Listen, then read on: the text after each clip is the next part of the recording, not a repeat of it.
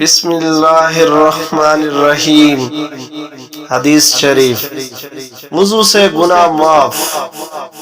رسول صلی اللہ علیہ وآلہ وسلم نے فرمایا، جس نے وضو کیا اور خوب اچھی طرح وضو کیا تو اس کے جسم سے اس کے گناہ خارج ہو جاتے ہیں، حتیٰ کہ ان کے ناخنوں کے نیچے سے بھی نکل جاتے ہیں۔ صحیح المسلم۔